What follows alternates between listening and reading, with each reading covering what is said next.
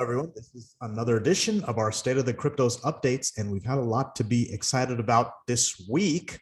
Following our Independence Day holiday, we've seen upside action in pretty much every asset class and violent reversals to the upside in several specific ones. So this is, of course, going to go over a bunch of the different cryptocurrencies. We're going to compare the movements within the cryptos to what we're seeing in the stock markets and look at some big picture things, maybe even touch on some crypto blockchain stuff.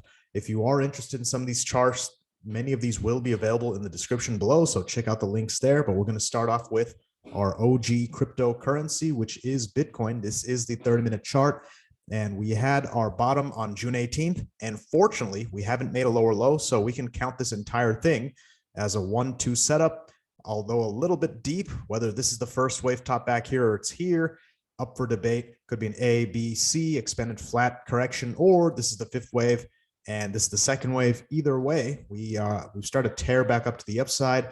MACD is a bit stretched, but it's giving us what we're looking for. This box here represents our pivot zone, which is the extension between the 0.618 and the 0.764 extension zones. It is a crucial place to get through. Once you get through here, it generally means we have started the next leg of our rally, whether that is a third wave, which is the optimistic viewpoint, or a C wave. I'm going to be referring to the pivot zone in pretty much all the cryptos because we're seeing mixed action in different cryptos depending on the situation. So this is Bitcoin. We want to be able to get through the 21,716 mark. That's about where the top of our pivot box is. If we can get through there, our third wave should get us well into the mid $20,000 range, 24 to 25K, with our ultimate top falling somewhere around 26,000 or higher. That is Bitcoin and Ethereum. We have a similar story. I don't have the pivot box drawn here, but that zone will fall between 1236 and 1281. And we're right in the middle of that right now. So we need to see this thing break through. And here too, we have a similar situation in which we have a 1-2 possibly in place. I'm actually going to extend this thing out to give us a more accurate count as to where we're going. So you have your first wave, second wave down here, and our third wave will hopefully take us beyond the $1,500 mark as high as 1650, with our final fifth wave taking us somewhere north of 1700. Again, if this holds together, there is still no guarantee that this is a third wave. There's still a chance that this could be a C wave, which is just standard Elliott wave analysis. You don't know if it's a third wave or a C wave until after you get your full 5-wave structure up. That is Ethereum. I'm going to go over to Bitcoin Cash, which has actually looked the most ambiguous of all the cryptos. We never got much bullish action ever since we dipped down in the middle of June, and it's at least giving us something. So really hard to say anything. We don't really have any clear structure at the moment. So at the moment, perhaps we're in the middle of a small third wave. So nothing definitive on Bitcoin Cash. Ethereum Classic looks a little bit better. We got our 5 up, 1, 2, 3, 4, 5. Nice deep second wave, and our pivot box falls between 1753 and 1833. If we can break through that, we should be well on our way to our third wave top of between $21 and $23, with an overall fifth wave getting us between $23 and $25. That'll be a very good sign for Ethereum Classic. Let's see if we can break through our pivot zone once again at 1833. Now we're going to move over to Dash. I just did an update on this yesterday, and I'm calling this 5 up. It's not the prettiest thing, but 1, 2, 3, 4, 5. Count that as 5 up. The action since our alleged second wave bottom hasn't been particularly encouraging, but sometimes things start up slow before you have a bit of a rocket launch to the upside. If we see that, we should punch through our pivot zone between 49.54 and 51.68. I'll actually draw that there. That would be our pivot zone for Dash specifically on our small picture view, just like this. And if we can get through that box, our third wave target should take us between $61 and $64, with our final top between $66 and $70. That would be the top there. Here's Chainlink, which often gives us early warnings. I've been utilizing this one to give us any signs of major inflection points, anything like that. And here we still have our original 5-wave impulse in place, possibly a second wave down. And I haven't had anything else drawn, but the alignment is about the same. There is the alternate interpretation that this is actually an A, B, and a C wave up. The reason for that is that this looks corrective, as does this. This looks like 3 down, higher low. So maybe it's an A, B, C, and we have a little bit lower to go. So it's not as bullish looking as some of the other ones. Here is Stellar Lumens, very deep second wave. We need to get through the 12 cent to 12.5 cent mark. That is our pivot zone. If we can do that, Third wave should get to 14, 15 cents with our final top getting somewhere in that 16-cent range. And finally, EOS. This one looks cleaner than some of the other coins we just looked at. We got 1, 2, 3, 4, 5. I know this isn't labeled quite as it should be, so we call that our fourth there. I don't know where the 5 went, but that is 5 up, first wave down, first wave up, second wave down. Our pivot region falls right around the dollar mark, $1 to $1.03, and we actually just pierced the top of that box briefly. So look for this to continue upwards. MACD has reset to some extent. If we can break through there, third wave should take us between $1.17 and $1.22, with our final top maybe around as high as 130 before a larger second wave pullback. So that is the individual coins, short-term picture. What's been going on with the stock market? Lots of fireworks lately. It looked like we actually had a setup for a lower low in place. This is the ES mini futures 5-minute chart, which trades around the clock and overnight. And this, of course, we had a low on July 5th, and we've had very bullish action. We very likely have a 1-2 in place. This could be a 5-wave impulse rally, kind of a shallow second wave. And well, we did the same thing here. We pierced through our pivot zone. We got a little higher to go. So here too, just like with cryptos, there is no guarantee that this is actually a full impulse. Even if we get our 5 up, this could actually be a C wave of a larger corrective wave structure. So we had our actual bottom on June 17th, and this was clearly a 3-wave structure up. I'm actually going to clear the drawings to make this more easy to follow. A, B, C. That could be an A wave, B wave. So if we complete a C wave rally, or I'm sorry, a 5-wave rally, larger impulse, it could still be some kind of a fake out. So this could be an A, B, and a C with a setup to go a good bit lower. Otherwise, this could be the start of some kind of a leading diagonal rally structure for a much larger impulse, or maybe a large diagonal, whatever it is. So I'm not going to linger too much on the stock market itself. So final asset class we're going to take a look at real quick, I hinted earlier, is we have our crypto miners. So I'm going to pull up Marathon Digital Holdings, which is right here on our 30-minute chart. And I'm going to zoom up on this one because it's a little hard to see as is. But we have the makings of a rally here as well. It seemed like we were crashing down relentlessly over the past several weeks. Didn't look like we're ever going to finish. It looked like a bottomless pit, but here we are. We have a nice, powerful rebound. We're up 24% in a single day. So if you caught that bottom, good on you. Although we need to see more confirmation before we can make a more confident upside play. Right now, I'm counting this as 3 waves up.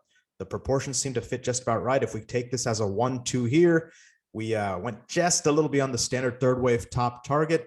Now, there's a chance that this is an ABC up, could fall back down to earth, maybe a lower low. However, if we can hold about the $6.48 mark, that's the standard support for a 4th wave in this case, and get a higher high, that would be officially 5 up. If we get that, and we get 3 down, that would be a larger 1-2 setup. So that'll be exciting. I actually have the fibs built out here. If we get that larger impulse completed and a higher low for a correction, a 2nd wave, that could be a great place to get in, either non-leveraged or even leveraged. There may be an options play here because it could get up to 947. So we could see this thing go 50% relatively quickly in a larger degree 3rd wave. Big picture, things get even more exciting. I'm going to have an update out on the crypto blockchain companies, Marathon and Riot, relatively soon. So stay tuned and subscribe for those if you want to see them. Now, shifting to our big picture charts, I did have my video out there actually, it's been about a week or two, talking about the everything top. So you may recall this chart from that. And the whole point of the video was to show that just about every asset class we're tracking has more or less correlated, whether it's crypto, all the different coins within the crypto space, the stock market, NASDAQ, Russell 2000, tech, finance, healthcare, everything there, and even energy, even bonds to a certain extent. But we're seeing the same big picture inflection points, and pretty much everything had a major 3rd wave top back at the end of 2017 into the early part of 2018. And ever since then, we had a lot of sideways action. In a lot of situations, we had our 4th wave complete in March of 2020, at least it did for the stock market. In cryptos, it's a mixed bag. Point being that we should have one final top left. So we are very likely in the midst of our final 5th wave rally. And although we have dipped very deeply, you can see the channel trend lines. We haven't quite pierced the bottom of it. We've hit the bottom of it, and our MACD, well, hasn't dipped too much lower. So we have a bit of a divergence. There's a lot of signs that this final rally may be materializing.